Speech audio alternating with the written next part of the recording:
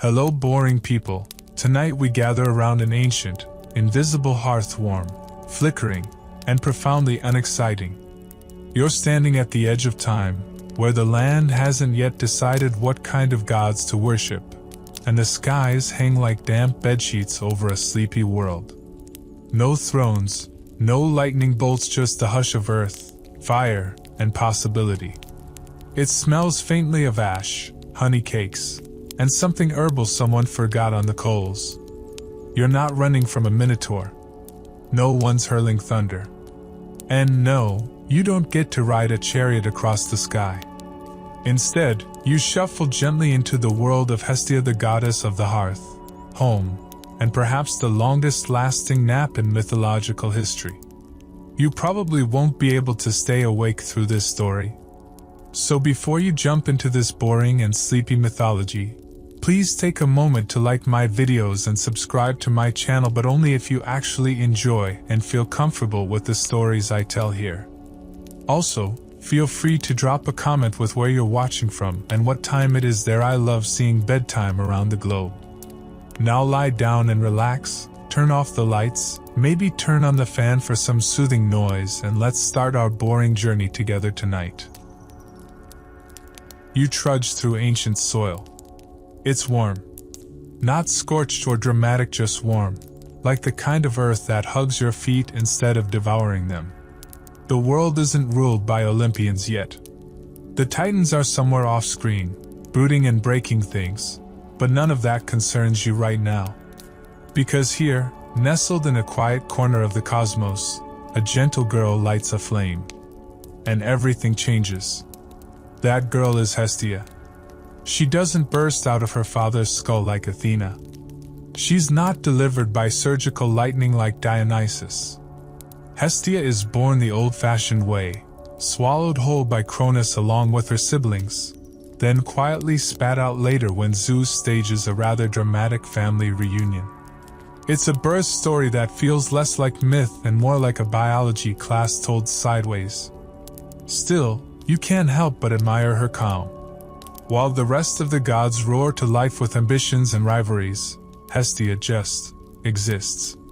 She doesn't demand attention, doesn't flex her divine muscles.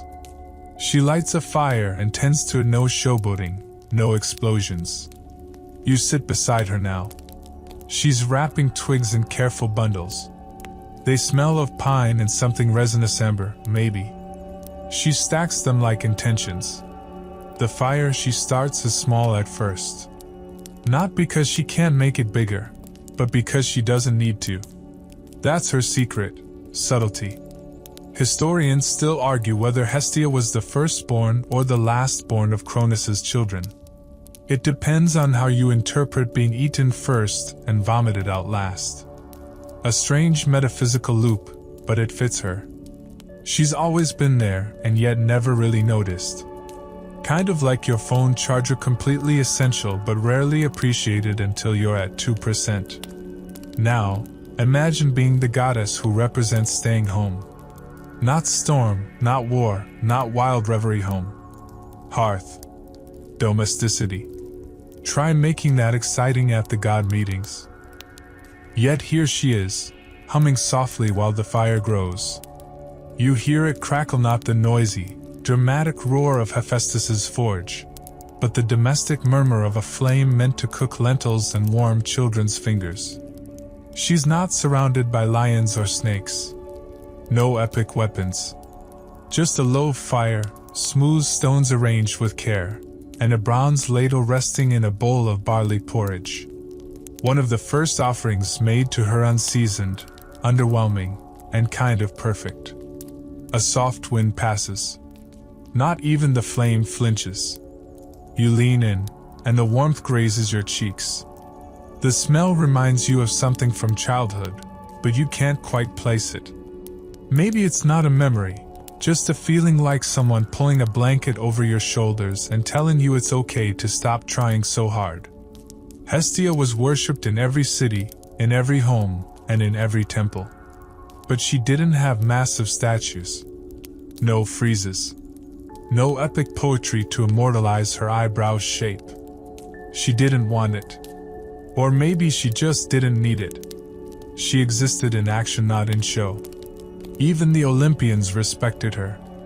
Well, kind of. They at least didn't mock her. And in Greek mythology, that's basically sainthood. As you sit with her, a sleepy lizard crawls across the stones and pauses near the flame. Hestia doesn't flinch, doesn't chase it off. The fire stays steady, welcoming but never greedy. And for a moment you get it. Why this goddess never leaves Olympus. Why she never goes on quests. Why she doesn't throw parties or meddle in mortal affairs. She doesn't have to. She's already everywhere worth being. You sip from the porridge bowl. It's bland. You're not surprised. But it's warm and satisfying in a "this won't go viral but will absolutely save your life on a cold night" kind of way. There's a reason Hestia was always given the first and last offering in every ritual. Not because she asked, because everyone just felt it was right. Your eyes start to grow heavy. You try to focus on the crackling of the fire. You count the breaths between each flicker. 1, 2, 3. Some say her eternal flame was kept burning in every major Greek city, especially in the Prytaneum, the city hall. This was the center of civic life. And who better to guard the center than the goddess who never left her post? Others believe the fire itself was a metaphor, a reminder to keep values alive. Hospitality, home, balance. Historians still argue whether this metaphor is ancient or just a modern overread. But sitting here, with the faint glow of Hestia's flame warming your toes, you stop caring about debates. Instead, you drift. The fire is steady. She is steady. And somehow, that's more powerful than any lightning bolt. You wake not with a jolt, but the gentle awareness that the flame hasn't gone out. You're still seated by the hearth, and Hestia is still there. Except now the world has changed. Olympus has risen, the gods have picked sides, built thrones, and filled the sky with noisy drama. And still, Hestia hasn't moved. While everyone else is busy posturing and turning into animals to seduce mortals, looking at you, Zeus, she simply keeps the fire going. She doesn't make headlines. She doesn't chase fame. In fact, if Olympus had a seating chart for chaos, Hestia would be at the far edge, nearest the kitchen, quietly refilling the wine bowls and pretending not to hear Dionysus shouting about vibe shifts again. You're there, watching from the shadows. No one notices you, just as no one ever really notices her. But it's nice, isn't it? No battles to win. No monsters to slay. Just the sound of olive oil crackling in a pan and the low murmur of divine siblings arguing about ambrosia portion sizes. Hestia never fought in the Titanomachy, the war between the Olympians and the Titans. Or if she did, there's no record of it. No chariots of flame. No mountains thrown. While Zeus and Poseidon carved the sky and sea, and Hades laid claim to the underworld, Hestia chose something else entirely. She picked the hearth. Not as a last resort, but as a first principle. It's kind of like being at a family dinner where everyone's shouting about politics, and you're the only one doing the dishes. Quiet. Focused. Essential. Historians still argue whether this made her the most powerful of all or the least relevant. Because while the others defined realms, she defined rituals. Every meal. Every home. Every welcome. You want to make a sacrifice? Better offer a bit to Hestia first, or your goat roast won't hit the spiritual spot. But she wasn't above being ignored. Even the poets gloss over her. There's no epic called the Hymn of Hestia and the 12 Labors of Washing Up. No blockbuster tale of Hestia riding flaming hearthstones across the Aegean. Instead, her myths are quiet, domestic. She is, essentially, the goddess of staying in. At this point in your sleep-deprived haze, it's worth pausing to consider what that means. Staying in? choosing not to wander, not to conquer. In a world obsessed with movement and ambition, Hestia says, "What if stillness is sacred?" The fire pops once cheekily as if it agrees. Even in the divine council, Hestia rarely speaks. She lets the others debate, backstab, and monologue about their feelings. You imagine her rolling her eyes during one of Hera's lengthy rants about mortal infidelity, probably sipping a warm drink while tuning everyone out. Still, they respect her. Hestia is the first to receive offerings. Always. Before any other god. Even Zeus. That's not just a quaint tradition, it's hierarchy by reverence. Think about that, a goddess who never demands loyalty, yet receives it first. Now imagine her being offered a throne. A big, glitzy, golden seat among the Olympian elite. She turns it down. Not out of false modesty. She just doesn't want it.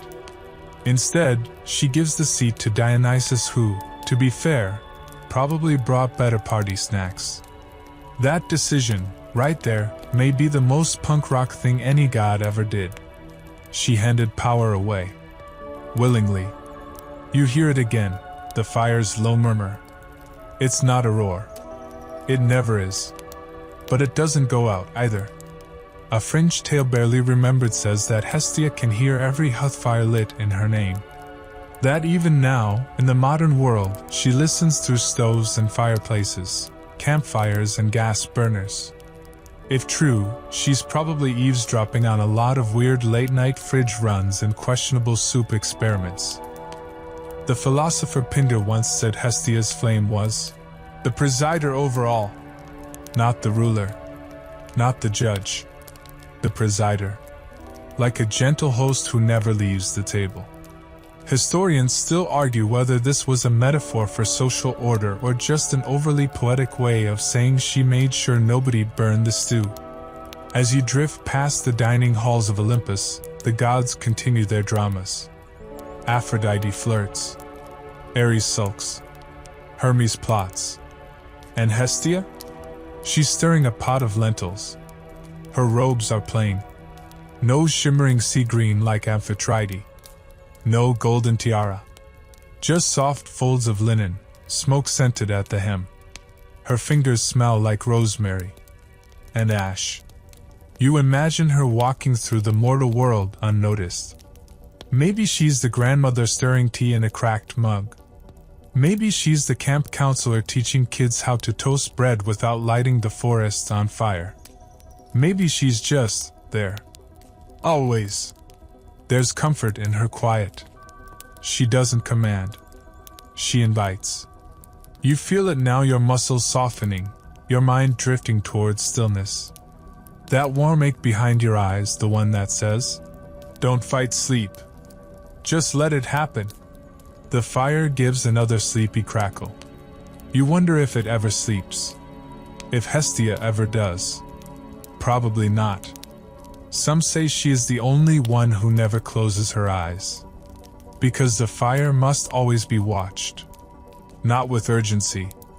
Not with panic. Just presence. A soft vigilance. You're not sure how long you've been sitting there. Time folds around her like smoke. It doesn't matter. She places a small bowl beside you. Something warm. Probably barley again. You're not mad about it. And as you breathe in the steam, you realize there are no monsters here. No trials. Just warmth. Repetition. Familiarity. It might be the most boring thing in the world. And that makes it absolutely perfect. Still seated near the hearth, you barely notice the subtle shift in divine energy that ripples through Olympus. The flames haven't flickered. Hestia hasn't moved. But something has changed. There's a quiet decision echoing in the air, the kind that doesn't come with thunder or applause. It's the day Hestia steps down from her throne. Yes, she had one. For a little while. See, the 12 Olympians had limited seats at the divine table, 12 only. like a very exclusive dinner party where everyone brings drama instead of dessert. Hestia, as one of the eldest children of Cronus and Rhea, got a seat early on. She didn't argue for it. She was simply there, the center around which everything turned. But when Dionysus, yes, the toga-wearing, grape-stomping god of parties and progressive chaos arrived on the scene, he wanted in. Loudly. You're watching from behind a column, nibbling on a fig that tastes suspiciously like indecision. The other gods are bickering about what to do. Should someone step down? Should they make a new seat? What's the divine protocol for musical chairs? And Hestia? She just stands. Smoothly. Quietly. She says, "Let him have it. Your bowl is warm in your hands again." It's not clear if it's magically refilled or if you just forgot finishing the last one. Either way, it's comforting. The taste isn't bold, but it's exactly what you need. Something like honey and sleep. The other gods don't question her decision. Maybe they're relieved. Fewer fights about seating arrangements. Or maybe they're just too distracted by their own drama to notice the deeper wisdom in her move. Because stepping down isn't weakness. Not for Hestia. It's focus. She knows her realm. She doesn't want temples built from peacock feathers or contests for best pomegranate. She just wants people to feel safe. To have a place to return to. Her power isn't in spectacle. It's in reliability. Some myths say she was offered marriage by both Poseidon and Apollo. Gods of sea and sun, both majestic, both complicated. She declined them both, swearing eternal virginity instead. That's not just a lifestyle choice. It's a commitment to neutrality. To being unclaimed. Unentangled. Poseidon tried to woo her with crashing waves and seafoam castles. Apollo showed up with music, maybe a poem or two. But Hestia? She didn't swoon. Didn't negotiate. She simply said, "No," and they left. Well, eventually. Apollo probably brooded about it in a meadow for a century. You lean against a warm stone. The firelight flickers against the ceiling. Somewhere, a bronze goblet rolls across the floor, probably Dionysus dropping his drink again. But Hestia doesn't react. She just adds a log to the fire. Smooth. Intentional. Like someone who's done this 1,000 times. You start to see the pattern now.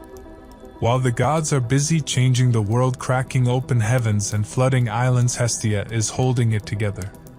Quietly. Like grout between tiles. Invisible, but everything crumbles without it. And mortals? They notice. Not with statues or songs, but with rituals. Every meal starts with her. Every prayer ends with her. When people build a home, they light a fire in her name. They do it instinctively, even if they don't know why. The warmth feels sacred. A fringe belief, recorded on a half-broken amphora in a forgotten shrine, claims Hestia's flame can never be fully extinguished as long as one person remembers what home feels like. Cozy. Safe. Maybe a little boring. But boring in the best possible way. And now, sitting beside her in the soft orange glow, you realize she's not just a goddess. She's a space. She's the pause between conversations. The hush before a story. The flicker that draws people back together after they've wandered too far. Your eyelids are getting heavier. Not because the story is dull, though it absolutely is, thank you, but because your body is starting to mirror the fire. Steady. Low. Calm. There's no call to action here. No looming climax. Just presence. And somehow, that's revolutionary. You watch Hestia brush a bit of ash from the hearthstone. Not because she has to. Because she cares. That's her secret power. Divine attention. Zeus may hurl lightning, and Hera may rage about oaths, but Hestia simply notices. and that might be the rarest gift of all. As the other gods argue in the background, Ares and Athena are comparing battle scars again. You focus on the way Hestia hums softly to the flame. A lullaby not meant for anyone but the fire itself. And now for you too. The warmth presses gently against your skin. The bowl slips from your fingers and lands on a cushion of mossy nothingness. And still, she is there. Tending. Watching. Staying. Always. The fire hasn't moved. Neither has Hestia. And yet, everything around you shifts again. The sky hums with immortal static. Somewhere, Hermes sprints past with a scroll in his teeth, and Aphrodite is mid-flirt with someone who may or may not be an animated statue. Olympus is as dramatic and exhausting as ever. But you're still by the hearth. And so is she. This is her realm now, Olympus's most boring job, as the other gods might call it. But don't let the lack of drama fool you. Hestia's daily duties are as eternal as they are uncelebrated. You've wandered into divine logistics, the kind that keeps the world running while others get the credit. She's already moving before you can rub the sleep from your eyes. Checking the fire again. Rearranging the logs with almost ceremonial precision. Not because they burned wrong, but because this is what she does. The gods each have their rituals. This one is hers. You notice it now, the rhythm. A sequence of motions performed with quiet grace. It's like watching someone fold laundry in a trance or water plants with intention instead of obligation. It looks boring. It feels sacred. And her space? Impeccably clean.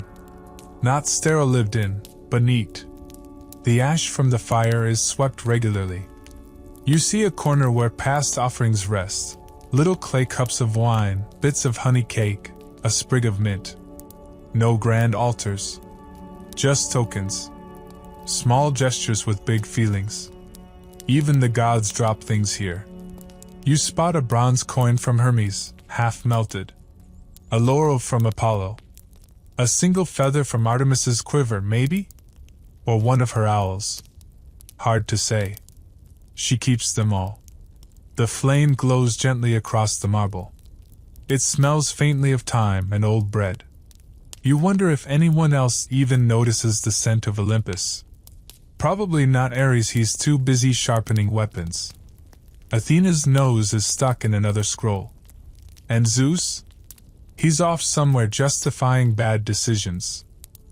So while everyone else postures, Hestia is in her own divine loop. You follow her without words. She kneels beside a new hearth, this one near the council hall. The gods argue here daily, and even they need warmth. She lights it carefully.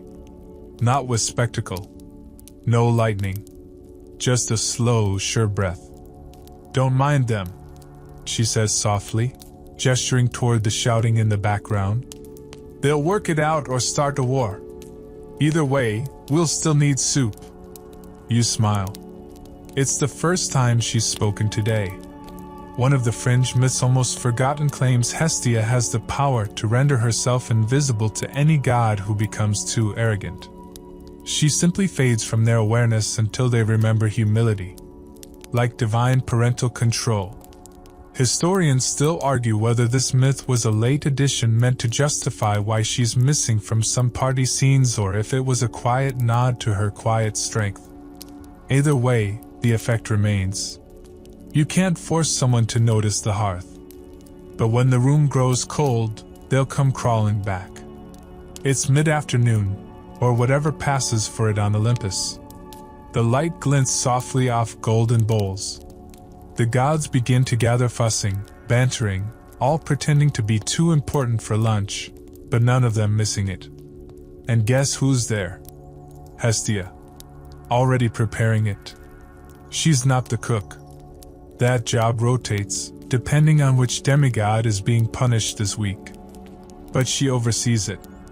Not with a clipboard. Just with presence. If the soup boils too high, she stirs it. If the meat is overdone, she makes a quiet suggestion. No one argues with her. Even Ares shuts up when Hestia raises an eyebrow. You sit nearby, sipping something warm that tastes like olive oil, rosemary, and nap. The bowl practically steams calm into your face. They call her the Hearth of Olympus, for a reason. Not a metaphor. A literal truth. Every flame in the palace traces back to her. When someone lights a torch, when a lamp flickers to life in a hallway, that's Hestia extended, diluted, and yet somehow wholly present. Some say she can split herself infinitely across every flame. Others say it's not division. It's echo. The original hearthstone remembers her warmth and carries it forward. Even now, as Apollo tunes his lyre and Artemis flexes a new set of arrows, Hestia wipes down a marble bench. She's not a cleaner. She's a keeper.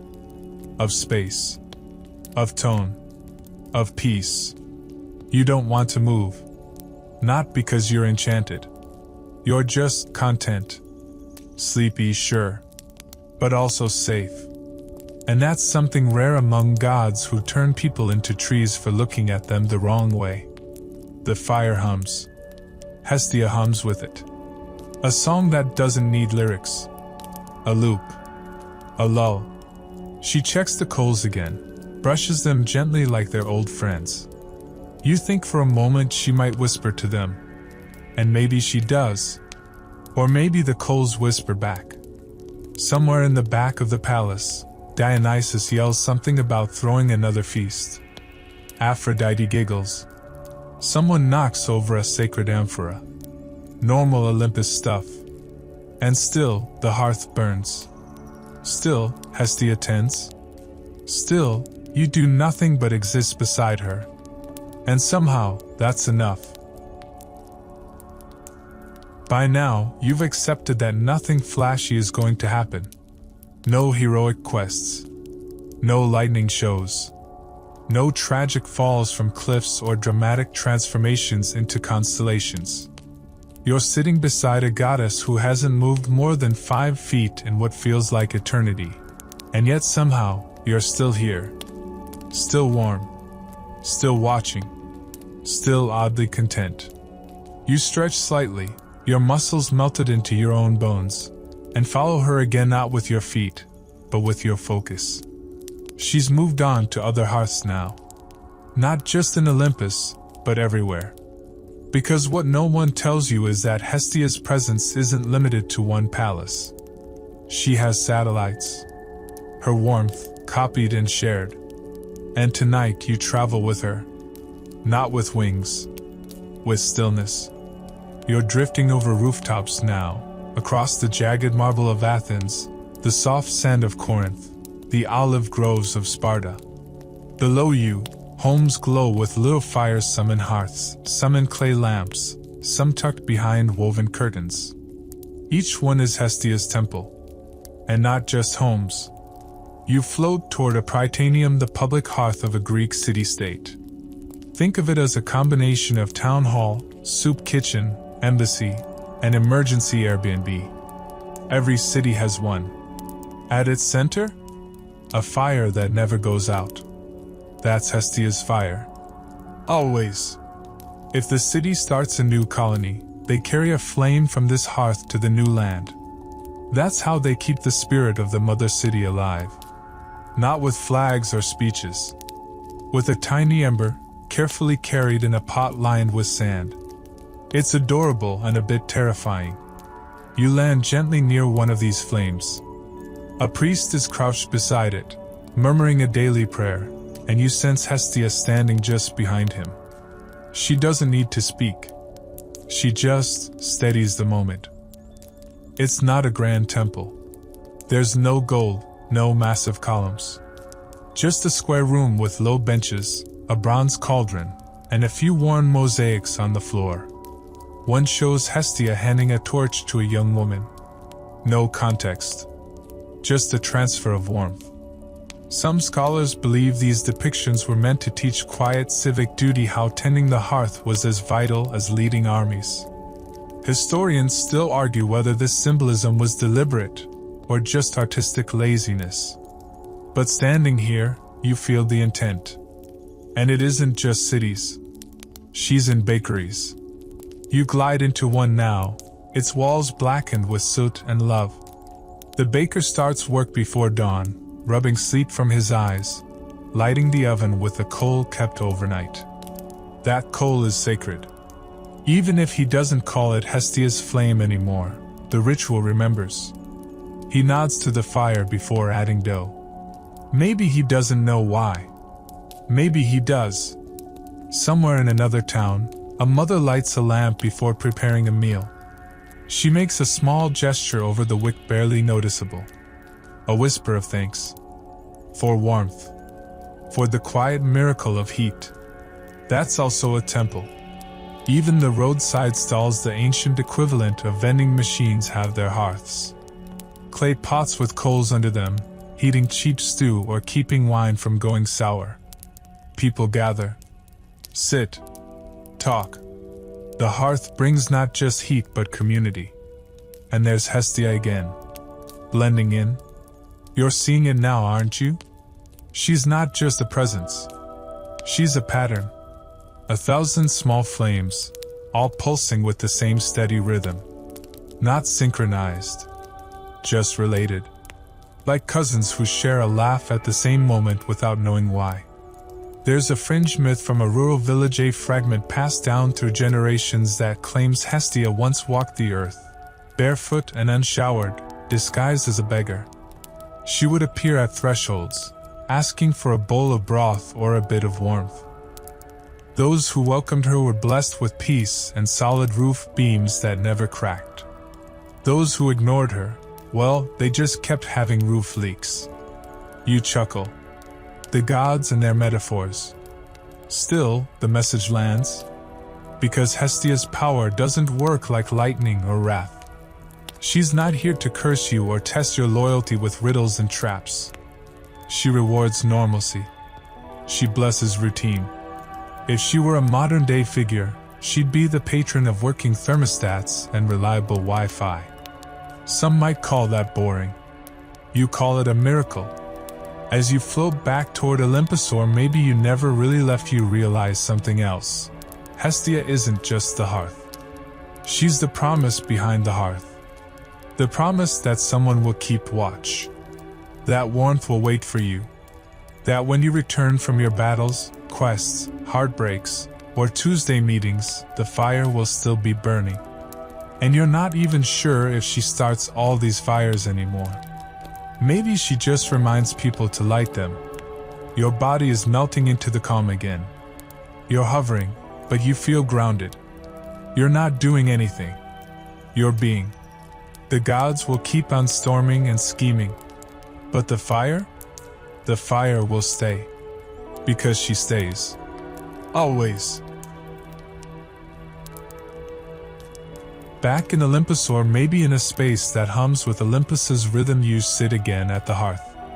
Your legs are stretched out, not because you're lazy, but because the stone floor is warm and pleasantly firm, like lying on a sleepy sunbeam. You feel it deep in your bones, the heat, the calm, the eternal hush that Hestia carries like a shawl around her shoulders. This time, there's a visitor. He's tall, loud, wearing armor that looks like it was designed to reflect every available beam of divine spotlight. Ares. He stomps in, trailing tension like it's a cape. His sword scrapes the wall accidentally on purpose. His brow is furrowed, not because he's deep in thought, but because he's permanently annoyed. Hestia doesn't look up. She adds a pinch of ground barley to the pot hanging over the flames. You wonder if this is about the usual someone insulted him, or didn't invite him to a battle, or called Athena smarter again. He huffs, paces, sits too hard on the nearest bench. Still, Hestia doesn't react. Ares sulks. The fire pops softly, completely unimpressed. You sit still. You've learned by now that Hestia's power doesn't need intervention. It needs space. And sure enough, 5 minutes later, Ares' shoulders drop. Just a little. He doesn't say anything. But when Hestia quietly ladles a bowl of soup and slides it his way, he takes it. No thank you. No eye contact. But he drinks it. That's the power of the hearth. No argument. No magic spells. Just presence. Unyielding calm that wears people down more effectively than any war hammer. Historians still argue whether Hestia was intentionally designed as this balancing force, or if later storytellers retrofitted her into that role to make her less ignorable. Either way, it stuck. Even the most hot-headed gods simmer down in her orbit. Later, when he leaves quietly, without breaking anything, you and Hestia share a look. She doesn't smile. She doesn't need to. You both know he'll be back. The hearth, after all, isn't just a place for warmth. It's a reset button. You stretch again, slower this time. Your spine pops. The fire approves. Then another visitor arrives. This one is more surprising. It's Hermes, the god of travel. The original jet-lagged multitasker. He bursts in with sandals still smoking from his latest errand, scrolls in one hand, a half-eaten fig in the other, talking a mile a minute about trade routes and political deals and some mortal who invented cheese out of spite. He's chaos wrapped in charm. Hestia hands him a towel. He blinks, confused, then wipes his forehead. She nods toward the soup. He blinks again, shrugs, and eats. Rapidly. Loudly. You realize something curious. Every god who comes to the hearth becomes slower. Not dumb. Just less rushed. Like the air itself enforces patience. Hermes finishes eating, then just sits. He doesn't even check his scrolls. You stare at him. He stares at the fire. This isn't normal behavior for him. Hestia stirs the pot again. Quiet. Predictable. Healing. There's a fringe belief that her hearth emits a frequency inaudible to gods of action, but that it subtly changes their pace. Slows their hearts. Flattens their egos. Some priests swore they could feel their pulse sync to the rhythm of her ladle. You think that's a poetic exaggeration, until you notice you're breathing in time with her. And Hermes? He dozes off mid-sentence. The god of motion, napping.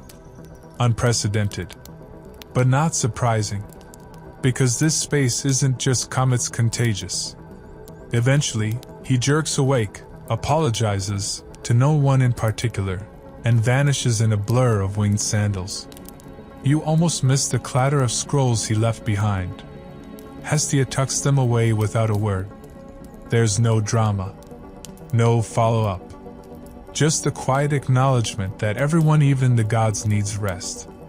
And she's the only one who offers it without asking for anything in return. No judgment. No scorekeeping. Just soup. The kind that tastes like silence and time. You lean back, your thoughts slipping into the soft corners of your mind. You start to notice tiny things. The sound of the fire breathing. The hum of the stone beneath your fingertips. The way the light dances, not dramatically, but like an old lullaby for the eyes. You imagine what it must be like, this eternal service. Always watching. Always present. Never featured on a vase or marble column.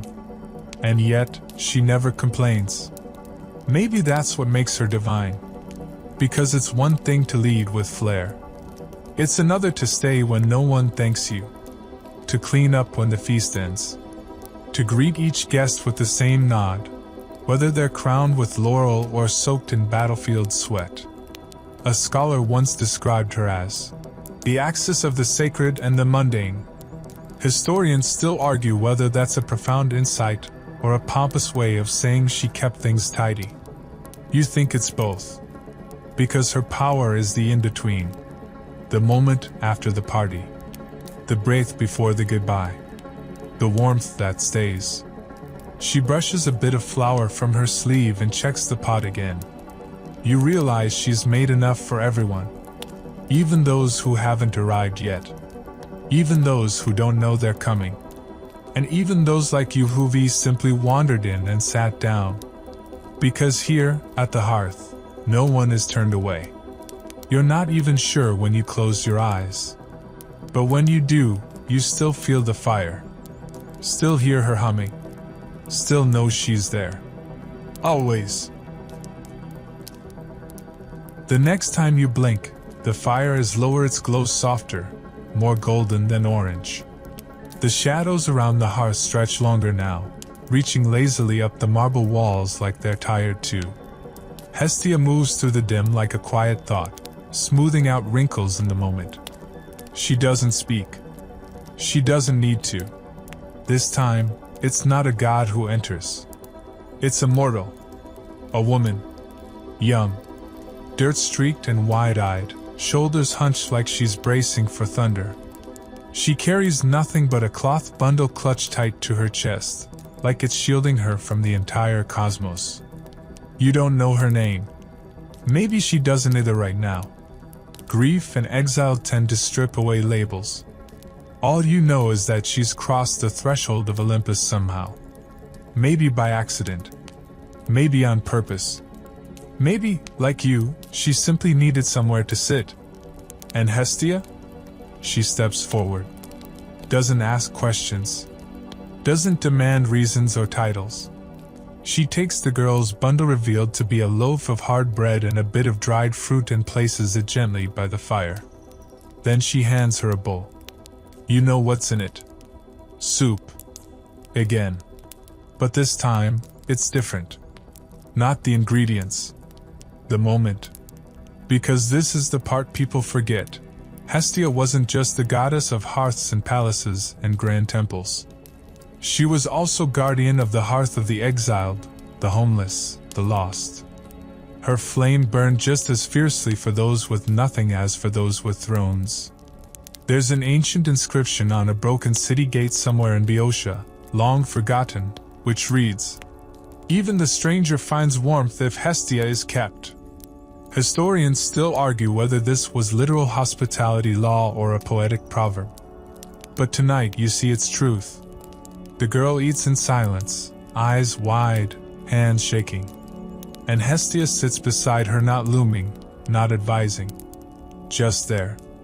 It's not pity. It's presence. And something shifts in the girl's shoulders. Slight. Subtle. She straightens half an inch. Not fully healed. But unfolding. The hearth isn't loud about it. It never is. But it sees people. Holds them together when nothing else does. You lean against a column and breathe out slowly. This, too, is part of Hestia's routine. Not just soup for the gods. Not just tending divine fires. But welcoming the forgotten. Sheltering the overlooked. Creating a sacred normal in a world obsessed with spectacle. And she's done it for thousands of years. Not just in Olympus. In doorways and kitchens. In corners of homes where candles are lit, not because it's romantic, but because someone needed comfort. That too is a hearth. Even now, when the myths feel dusty and forgotten, when the names of the gods are buried beneath layers of pop culture and confused memory, someone lights a flame every night. And that's enough. There's a fringe tale scribbled on a wax tablet found in the ruins of a modest villa in Delos that claims Hestia appears, briefly, whenever a fire is relit after loss. A burned home. A cold tent. A power outage. The first flame always belongs to her. You believe it? She stands again. Gently lays a hand on the girl's shoulder. No words. Just a squeeze. Then she returns to the pot. The girl falls asleep beside the hearth, curled on a cushion of ash and woven cloth. You envy her a little. Hestia stirs again. You don't ask what's in the soup anymore. You don't need to. It's the same thing every time, stability. Somehow, it always tastes like something you didn't know you missed. You notice that the room isn't just a room anymore. It's changed. Or maybe you've started seeing it differently. There are tokens everywhere left behind by those who sat here before. A wooden flute, cracked but clean. A bronze pendant. A single worn sandal. None of them shiny. All of them precious. This is her temple. No altar required. No incense clouds. Just the quiet gravity of a place that catches people when they fall. Another mortal arrives, an old man this time, leaning on a stick, muttering to himself about forgotten wars. Hestia doesn't look surprised. She makes space. Serves food. The rhythm continues. This isn't generosity. It's expectation. That's the beauty of Hestia's domain. You don't have to earn your place. You just have to arrive. The hearth welcomes you because you exist. You wonder how many people across time have whispered to her. Not with chants or polished prayers, but mumbled thank yous while stirring porridge, or quiet sighs while watching a fire after a long day. Those count. Maybe more than the big ceremonies ever did. You stretch again. Not from discomfort but from sinking in too deeply. Like a cat on a window ledge soaked in sun. Hestia nods at you. Just once. That's all. Because here, at the eternal campfire, no one needs to speak to be seen. The fire crackles. The soup simmers. Another guest falls asleep. And Hestia? She keeps the flame alive. As always. You've lost track of time, and it feels wonderful. There's no clock by the hearth. No sundials, no divine hourglasses leaking stardust. Time around Hestia doesn't tick, it settles. Like dust in a quiet room. Like your own heartbeat when you finally stop rushing from one thing to the next. You notice something new tonight, a child. She's tiny, maybe 6 or 7, wearing a tunic too long for her legs, dragging a toy behind her that looks like it was carved out of driftwood and forgotten dreams. She peeks into the room hesitantly, unsure if she belongs. Hestia doesn't ask where her parents are. She simply pats the bench beside her, as if this little mortal has been expected all day. The girl approaches slowly, climbs up, and curls beside the goddess like she's done it every evening of her life. And just like that, the hearth becomes a nursery. You smile, half asleep already, watching the girl play with the hem of Hestia's robe. She giggles once, barely louder than the crackle of the fire, and somehow, the entire marble chamber warms a degree. It's easy to forget how many roles Hestia plays. But here she is again, shape-shifting not in body, but in energy. From hostess, to healer, to guardian. Now caretaker.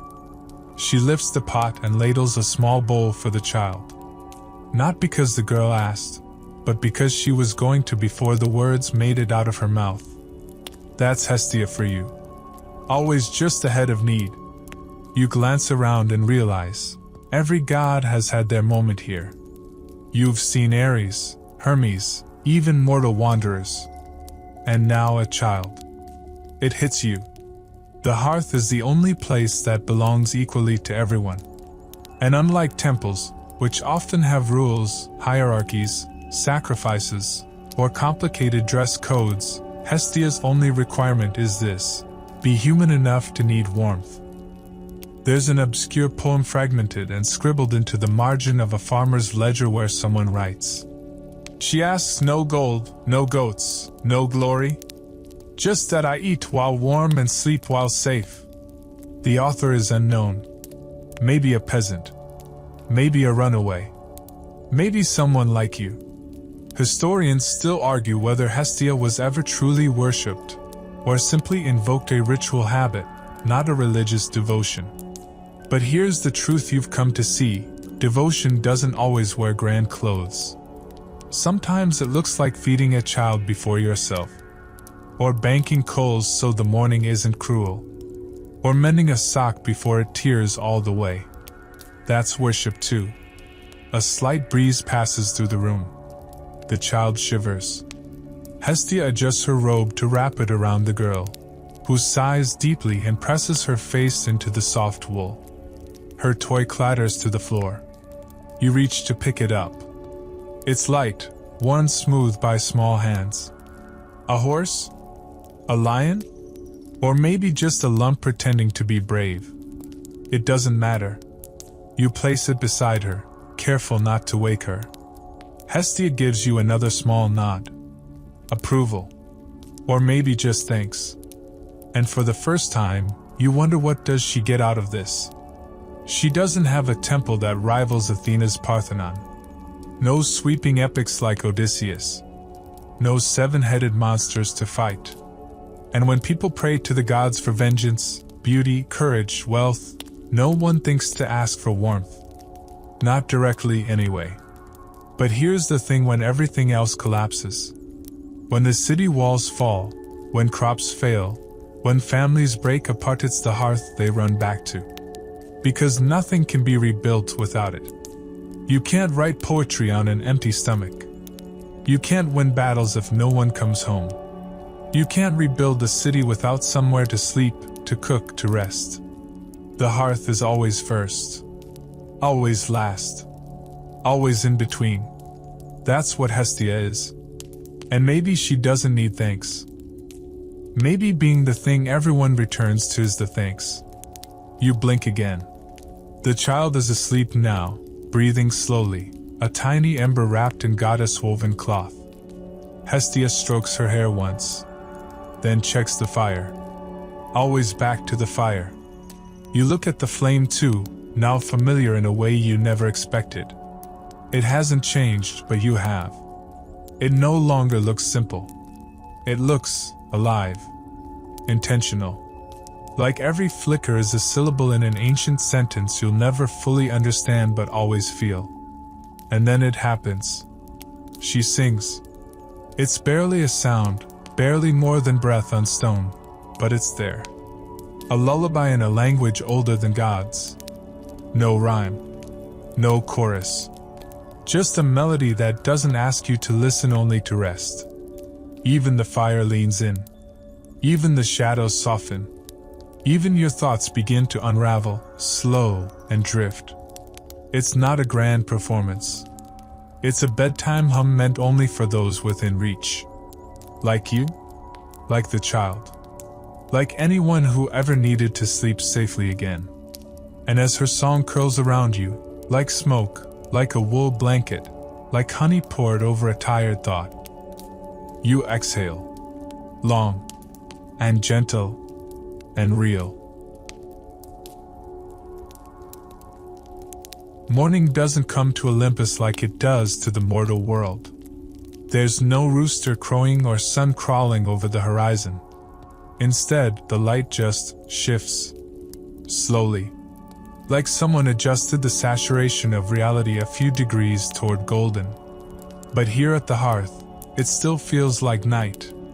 Maybe because sleep lingers in the corners. Maybe because the fire never stopped glowing. Maybe because with Hestia, time isn't about hours, it's about temperature. You stir, not out of urgency, but because your body decides it's had enough rest for now. The girl is gone. Not in a sad way. Just gone. As if she dissolved into the next part of the story she needs to live. Or maybe she woke before you, tucked her little driftwood lion under her arm, and stepped back into her world. Hestia hasn't moved much. She's still at the fire. Still stirring. Still humming. Her movements so habitual that you're not sure if she's even thinking about them anymore, or if the fire and her have entered some secret loop of understanding. Then she looks up. You should see how they do it in Delphi, she says. You blink. Words. Again. She sees your confusion and just smiles. Their hearth. At the Temple of Apollo. It's fancier. Marble rim. Painted frescoes. Bit excessive, if you asked me. You imagine it ornate, dramatic, maybe gilded with gold leaf and filled with performance incense. Hestia adds. But the flame? Same as here. And just like that, you're floating again. Not with wings or clouds or Pegasus. Just drifting on warmth, on memory, on story. Delphi is nestled in the folds of Mount Parnassus, sacred to Apollo and thick with prophecy. You'd think a place like that would forget someone like Hestia. But it doesn't. Because even oracles need breakfast. You settle beside the hearth in Delphi's inner sanctum. Not the room where questions are asked and cryptic visions are muttered. The one behind that. Smaller. Quieter. Used by the priestesses to warm their hands, dry wet robes, cook lentils. And here too, the flame burns. It's a little crooked. The pot is dented. But the feeling? Identical. One of the priestesses steps in and kneels, offering a sprig of laurel and a splash of oil. Not as an obligation. As a habit. Like brushing your teeth. Like making tea for someone who hasn't arrived yet. You realize this might be Hestia's real temple network. Not in massive stone columns but in habits. And that's a kind of immortality even Zeus can't bolt out of existence. There's a fringe record, a scratched clay disc found near an abandoned oracle's hut that suggests Hestia's flame was once used to light Apollo's own torch for the Pythian Games. Scholars can't decide if this was symbolic or literal. You think it doesn't matter. Because even gods who see the future need something stable to stand on. And Hestia is the ground beneath prophecy. You drift farther. To Mycenae. To Knossos. To every little place on every crumbling map where people lit fires to begin their day. They may have built temples to other gods, but they all carried her inside them in torches, in kitchens, in the gentle way they placed coals before guests arrived. There's a pattern. She isn't honored with epics or parades, but with repetition. 100,000 homes, lighting candles at dusk. 1,000 soldiers warming their hands over campfires before battle. 100 babies born beside small fires that made cold rooms bearable. And each one, whether they knew it or not, whispered to her. That's the real mythology. The one without monsters. The one without heroes. The one that simply keeps going. Back in Olympus, Hestia rises. Not dramatically. Just up. Like steam. She pulls a warm cloth from a wooden chest and begins folding it. You didn't see her wash it. You didn't see where it came from. You didn't need to. That's how things work near her. You ask, finally, "Don't you get tired?" She doesn't laugh. But she doesn't look sad either.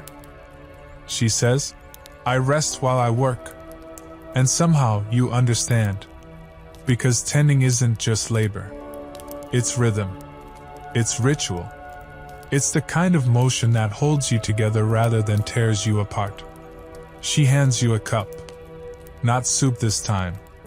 Tea? Something herbal. It tastes like mint, thyme, and the absence of worry. "Don't gulp," she says, a little smirk at the edge of her lips. "You'll miss it." You sip. And she's right. It tastes like the moment after something ends and before something begins. That little pause. That breath. That is her. You lean back again. You've watched gods rage and mortals cry and a child fall asleep. You've seen 100 flames that all trace back to this one. And still it burns. Not higher. Not brighter. Just enough. Hestia folds another cloth. You sip again. And the morning continues in its slow, golden way. At some point, you start to suspect that the hearth is moving. Not you. It. Because when you blink next, the marble walls of Olympus are gone. There's no golden ceiling, no divine columns. Instead, you're in a modest wooden home somewhere coastal, by the salt in the air. Maybe ancient Lesbos, maybe not. The architecture doesn't matter. The feeling does. The hearth is here too. Smaller, lower, ringed by smooth stones and topped with a dented iron pot. And Hestia? Already seated beside it, sleeves rolled, hair pulled back like someone's favorite and preparing stew before anyone even remembered they were hungry. You sit beside her. Again. Nice place, you say, mostly to break the silence. She doesn't answer. But her eyes soften, just a bit. Like someone who's heard that line from mortals 1,000 times and still appreciates it every time. Outside the window, a storm is building. You can hear it in the creak of the shutters. But inside, the air is so steady it might be laminated. You notice a few things here. A worn stool near the fire. A pair of sandals by the door. A child's sketch scratched into the hearthstone, showing a stick figure with what you guess is a divine-looking swirl for hair. Probably Hestia. Probably drawn by some mortal kid while she cooked. This isn't Olympus. This isn't a temple. This is home. And suddenly it clicks. She's not just goddess of the hearth. She is the hearth. Wherever it exists. Wherever people make space for warmth and routine and quiet ritual. That's where she shows up. You lean closer to the fire. It smells different here. Less incense, more herbs. Bay leaves. Maybe a hint of garlic. Domestic, humble, human. She hands you a spoon. It's soup again. Of course it is. But this time, you see it differently. This isn't just divine hospitality. This is continuity. The same flame, adapted 1,000 ways across 1,000 lifetimes, always saying the same thing. You are safe here.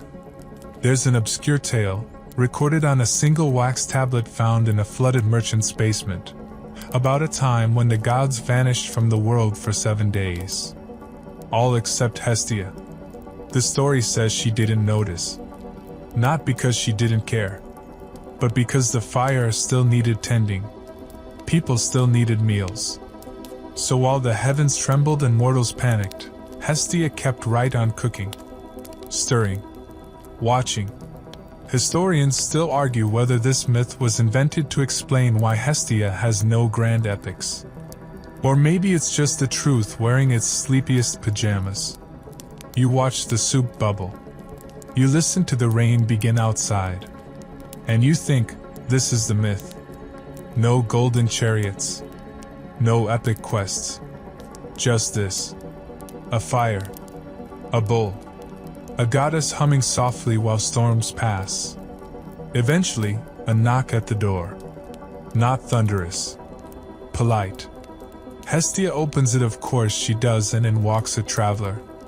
Wet cloak, cracked sandals, a map inked on the back of their hand. No introduction. Just need. Hestia nods, gestures to the stool. The traveler sits without a word. She serves them soup. Again. No questions. No judgment. No announcement of divinity. And somehow, that's more sacred than anything Zeus has ever declared with lightning. Because this moment? This unremarkable, forgettable, eternal moment, it's what civilization is built on. Fire. Food. Forgiveness. You sip again, and this time it tastes like memory. Like the first meal you ate after a long day. The quiet gratitude of a full belly. The relief of being indoors while rain dances outside. The traveler eats quickly. Wipes their mouth. Offers a smile so faint it barely lifts their cheeks. Then they go. And Hestia doesn't call after them. She doesn't need thanks. She just smooths the blanket over the stool and adds another log to the fire. Because someone else will come. Someone always comes. You glance at the hearth. It's burning steadily. Not bright. Just enough. You think of all the fires across the world right now. From tea kettles in Tokyo to campfires in Patagonia. From birthday candles to pilot lights. Every single one of them, tiny ambassadors of her presence. and not one of them needs to shout. You close your eyes. Outside, the rain intensifies. But inside, it's always the same. Safe, warm, still. And somewhere in the back of your mind, you hear her humming again. A tune without words. A melody carried on steam. Not meant to entertain. Meant to settle. You let it. You feel the weight of your body deepen. Your bones anchor into the cushion beneath you. Your breath slows, matches the rhythm of the fire. And once again you remember. Hestia doesn't ask for worship. She simply waits. Because she knows. Eventually, everyone returns to the fire. Even gods. Even you. You wake not abruptly, but like bread rising. Slow. Gentle. You don't remember falling asleep. You're not even sure you did. But your limbs are heavier now. Not from exhaustion, but from a kind of deep, settled rest that only comes from being truly unbothered. Hestia is still here. Obviously. She's seated beside the fire, as always, hands busy with something delicate. She's threading a new wick into an old oil lamp. Fingers practiced. Movements meditative. It's not broken. It just needs care. Everything needs care, eventually. You clear your throat. She doesn't jump. Why do you stay? You ask, not quite meaning to. She doesn't answer right away. And when she does, it's with a shrug so small it barely lifts her shoulders. If I left, who would notice first, the gods or the mortals? You blink. She smiles. Exactly. It's not self-pity. Not arrogance. Just fact. The world forgets things that don't scream. The world forgets stillness. Until it's gone. That's what makes her different. Hestia doesn't remind you she exists. She waits for you to feel that something is missing, then offers the bowl, the blanket, the flame. In this moment, you remember a rumor once whispered by an elderly Greek matron on a ferry crossing the Aegean. She said Hestia lives in every oven that hasn't exploded and every cup of tea that stays hot just a little longer than expected. She said that sometimes, if you sit very still and thank your food out loud, the goddess hums back. Historians still argue whether such domestic folklore diminishes the seriousness of her role. But then again, those historians probably burn toast. You reach for a piece of flatbread sitting beside your bowl. It's warm, slightly crisp, smells faintly of olive oil and thyme. You bite into it and instantly forget what you were worried about 10 minutes ago. That's the Hestia effect. Forgetfulness, not as escape but as healing. While others demand meaning from suffering, Hestia gives you the opposite, relief without interrogation. You choose slowly. She pours tea. The room doesn't need conversation. It breathes. Then something odd happens. A pair of gods, Demeter and Persephone, enter. Not through any grand portal, but just appear, as if the room remembered them. Demeter nods, practical and earthy, hands smudged with soil. Persephone offers a half smile, eyes the fire, then sits down across from Hestia without a word. This feels personal. You're witnessing something old. Older than most things Olympus even dares to remember. They don't speak like royalty. They don't perform. They just are. 3 goddesses of elemental care, food, safety, cycle. Demeter brings the harvest. Persephone guards the passage. But Hestia? She holds the pause. The moment between. They drink tea. No fanfare. Just clinks of clay against clay. You feel like an intruder until Hestia glances at you and tilts her head. You're part of this too, you know. You look down. At your bowl. At your body. Still here. Still whole. Maybe that's all it takes. Another log is added to the fire. The three women sit in that triangular silence, the sacred feminine not as metaphor, but as muscle memory. You watch the fire reflect in their eyes. And you understand something. The gods who last aren't the loudest. They're the ones who adapt. Hestia never needed a war. Never needed a statue taller than a mortal. She just kept showing up in the next version of the world. As cities rose. As cities fell. As homes became apartments. As ovens replaced bonfires. She was always there. Just behind the flame. A fringe inscription found scratched into a Roman-era oven says, "She who dwells in fire shall never beg to be named." And she never has. Eventually, Demeter stands, wiping her hands on her robe. Persephone kisses Hestia's cheek. No words. No farewells. Just firelight. And footsteps fading. You exhale again. You don't even realize you've been holding your breath. Was that special? You ask. Hestia lifts a brow. They all are. You nod. She sips. You follow. And for a while, there's nothing. Just the hum. The heat. And a goddess who never needed a crown to hold a kingdom. The hearth is quieter tonight. Not less warm. Not less bright. Just quieter. As if it knows the difference between silence and stillness, and has chosen the latter. Hestia doesn't speak. She moves like a clock with no ticking, performing rituals you no longer question. She smooths a rug. Adjusts a kettle. Adds a pinch of something to the pot. Everything she does feels like punctuation in a sentence you're starting to understand. You watch. Not because you're curious anymore, but because it feels right. Like watching waves or leaves move. There's rhythm in her silence. A kind of divine choreography meant to calm the air itself. It's then you realize what she's preparing for, a festival. Not the kind with garlands and drunken gods toppling urns. No, this is a Hestia kind of festival, one only a handful of mortals ever celebrated properly. No parades. No peacock feather crowns. Just a clean room. A full pot. And an open door.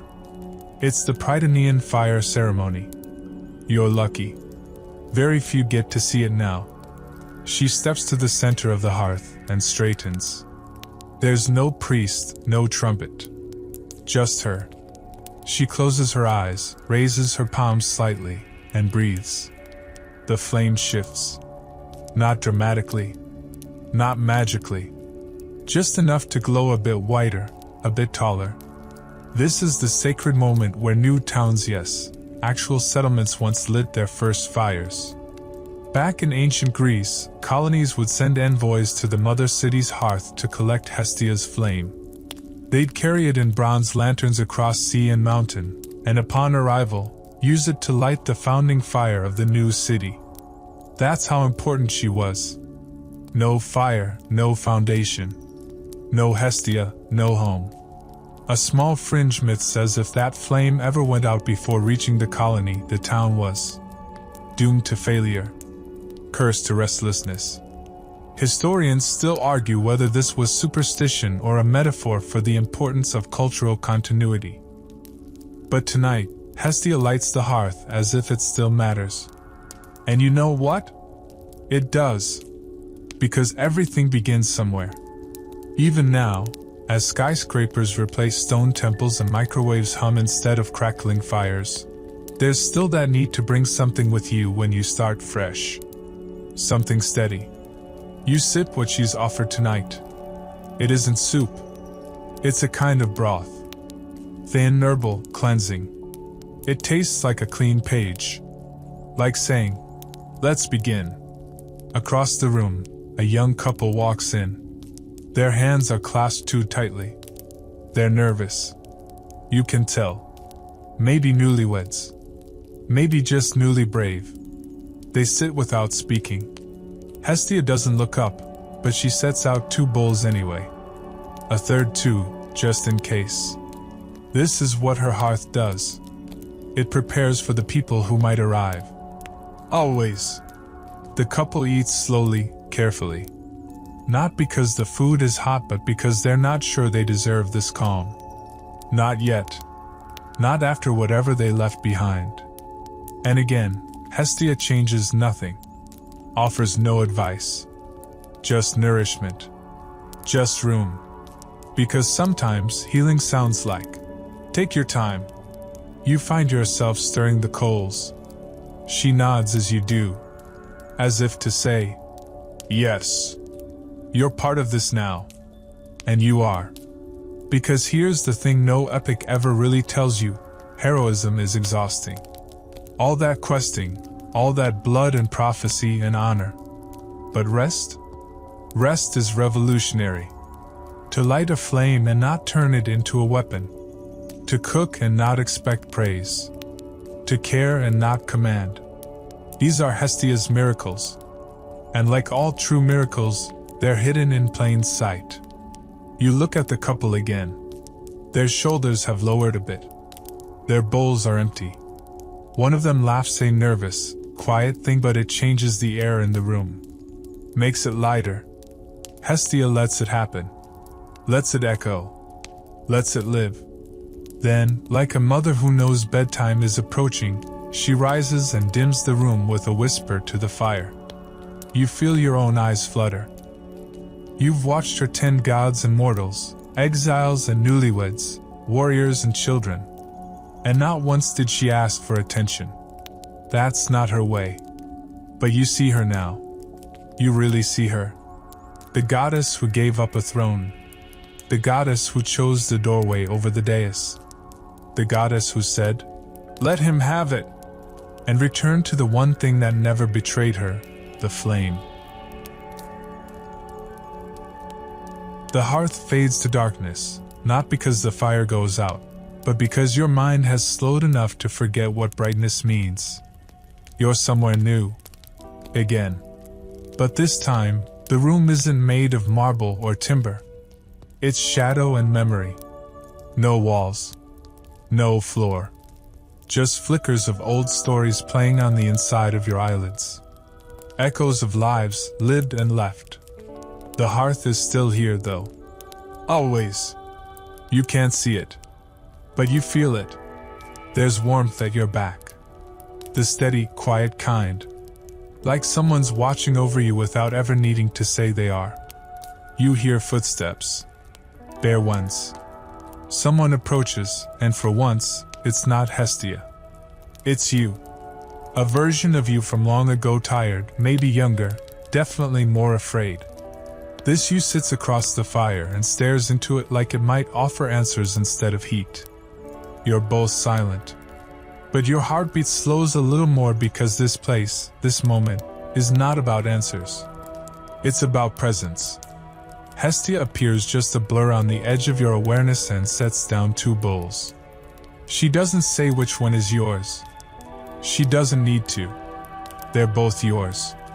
Both for the same soul, just separated by years and firelight. The younger you eats quickly. Hungry in that way only the newly wounded are.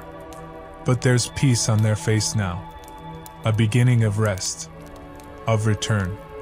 This is what Hestia does. She gives you back to yourself. Piece by piece. Through time. Through silence. Through soup. There's a whisper of a fringe belief found in the private diary of a Roman priestess, a scrap of papyrus. Never meant to be read that claimed Hestia could fold the soul into itself, like a well-washed cloth, warm from the line. Historians argue whether it's a metaphor or a mental breakdown. But sitting here now, you think it's the best description you've ever heard. You feel folded. In the best way. Like you've been picked up from wherever you scattered and gently pressed back into a shape that makes sense. Hestia offers no speeches. Just glances. Just that small nod, again the one you've come to understand as the closest thing to divinity you'll ever need. In this non-room of non-time, things drift. A parent who once held your hand across a dark kitchen. A lover who made you tea without asking why you were sad. A stranger who gave you a blanket during a thunderstorm. They flicker in the shadows like memories poured into firelight. You realize something deep and steady. All of them were part of her. Maybe they didn't know her name, but they kept her rituals. They carried her, one spoonful of warmth at a time. That's how gods endure, not in temples, but in gestures. The fire hums now. Yes, hums. A vibration deep in your bones. You don't need music when warmth becomes melody. And then just briefly you see them. The other hearths. Countless, scattered across time and space. Some are grand, nestled in ancient villas. Others are simple cooking fires on dirt floors. Some are burning now. Some are ash, waiting for a spark. But all of them are hers. And all of them are here. Hestia doesn't command them. She lives in them. And through them, she lives in you. There's a moment so still, you almost miss it, where your younger self stands. They look better. Not fixed. Just rested. Ready. They nod to you. Not goodbye. Just acknowledgement. Then they turn and vanish into whatever version of life came next. You stay behind. Because you're not quite done resting. Not yet. You look toward Hestia again. She's seated once more, polishing the bowl your younger self left behind. Not because it needs to be cleaned, but because she cares. It's always that. Always care. Not duty. Not obligation. Just care. She doesn't need worship. She just needs the world to keep choosing kindness. You exhale, and the fire seems to pulse in rhythm with your breath. It no longer feels like you're watching a story. You are the story. You open your eyes if they were ever closed and find yourself in motion again. But this time, it isn't a shift through space. It's deeper, slower, like you're descending layer by layer into something more ancient than stone, older than myth. You're not walking. You're settling. And the hearth, of course, comes with you. You're in a cave now. A deep, wide-mouthed hollow, smooth walls etched with soot and stories. You know instinctively this is not Olympus. It's older. Before Olympus. Before gods had names. Before stories had heroes. This is where the idea of Hestia began. She's seated at the center again. Not in robes. Just wrapped in furs. Hair unbraided. Face marked with ash. A human version of herself. A goddess in embryo. Fire cupped between her hands like she just stole it from the void. She glances at you, but says nothing. You get the feeling words haven't been invented yet. And yet you understand her perfectly. The others in the cave are huddled around her. Silent, wide-eyed, soot-faced humans of prehistory. One chews on a root. Another mends a fur pelt. A child scratches spirals into the wall with a burnt stick. Hestia doesn't teach them. She doesn't explain anything. She just tends the flame. That's her whole sermon.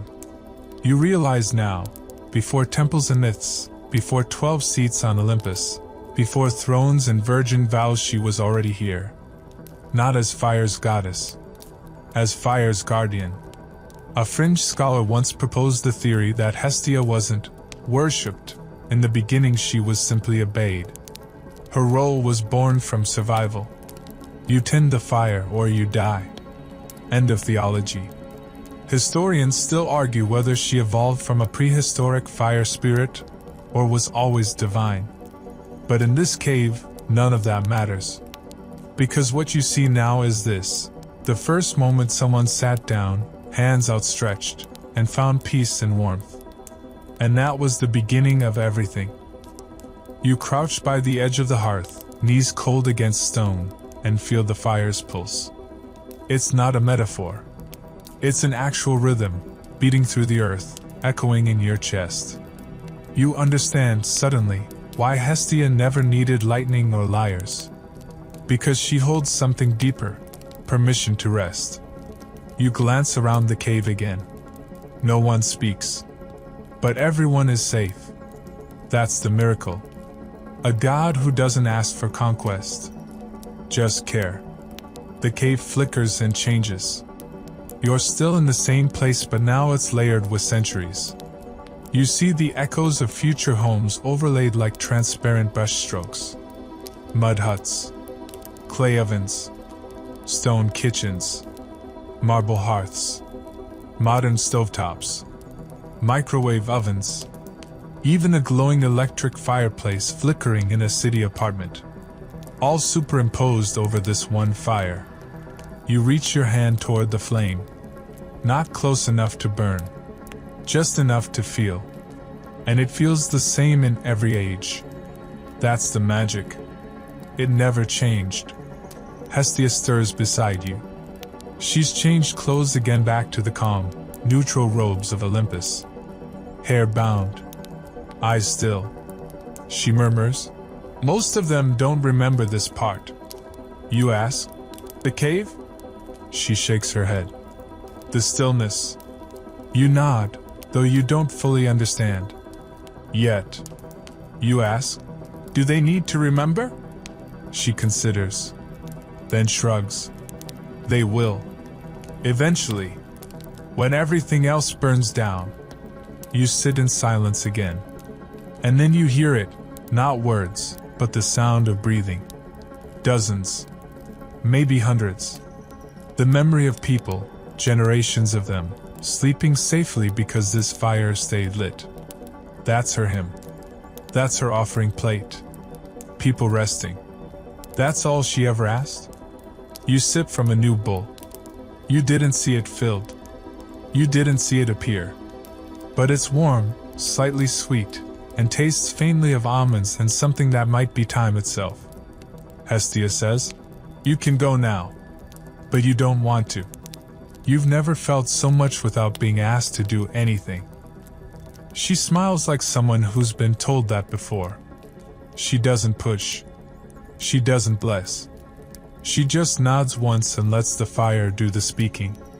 You close your eyes again. Not to escape, but to return. To warmth. To self. To stillness. It's hard to say where you are now. Not because it's unfamiliar, but because it's everywhere. The hearth still burns, but now it's in a place that defies time. A threshold. A liminal space. Like standing in a doorway while the world rearranges itself around you. And Hestia? She's sweeping. Yes, sweeping. A simple straw broom across flagstones that don't belong to any specific era. Her movements are quiet, rhythmic. She hums a tune that never made it into any myth, probably because it's too boring for the bards. Just 3 or 4 notes, over and over. But you can feel it aligning things inside you that you didn't even know were crooked. She looks up. Just a bit of ash, she says, like that explains the universe. And maybe it does. You sit down. The stool creaks. The fire crackles, and everything is so ordinary it might be holy. She doesn't say anything else for a while. You don't either. Because this gentle in-between isn't about words.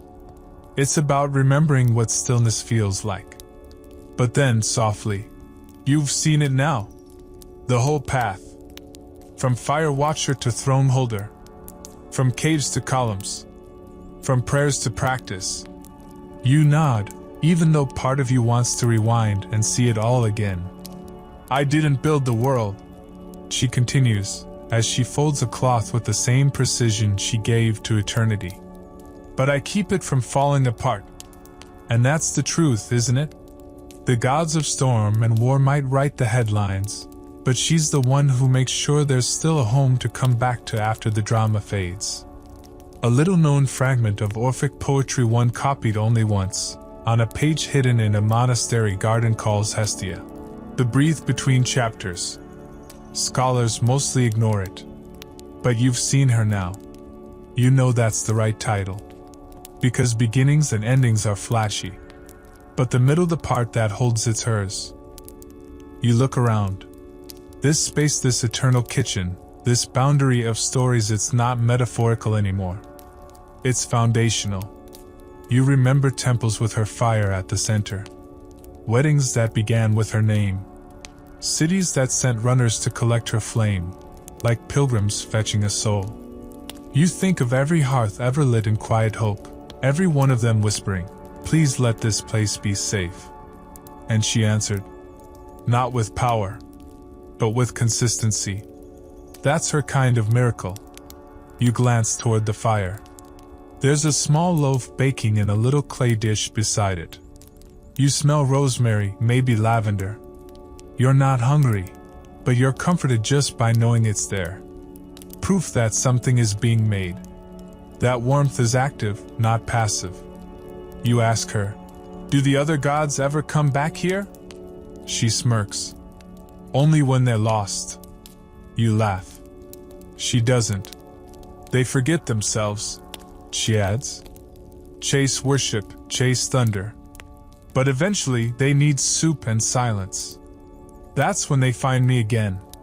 You picture it, Athena pacing in, trying not to cry. Hermes pretending he's just stopping by. Even Zeus, sitting quietly, hands wrapped around a mug like he's holding a lightning bolt made of tea. You ask, "Do you ever get tired of being the only one who stays?" She doesn't answer right away. Then, "I don't stay because I have to. I stay because someone must." And again that shrug. That quiet defiance that never needed a war cry. She sits beside you now, folding her legs in one graceful motion. The fire hums. The broom rests against the wall. "People think gods need temples," she murmurs. "But I just need a place someone loves enough to tend." You swallow. And then, like a spell, a memory arrives, a childhood kitchen. A flickering gas stove. Someone humming off-key while making toast. A warmth that wasn't just from the appliance but from the moment. From care. That was her. She didn't announce herself. She didn't demand recognition. But she was there. She always has been. You say nothing, because what is there to say? Instead, you close your eyes and listen to the fire. The tiny snaps. The occasional pop. The way it breathes like a sleeping cat. She rises. Back to sweeping. There's no ash. She's doing it because ritual matters. Because even gods need a rhythm. And now so do you. You stay seated. Not because you're waiting for more. But because, finally, you're not waiting for anything.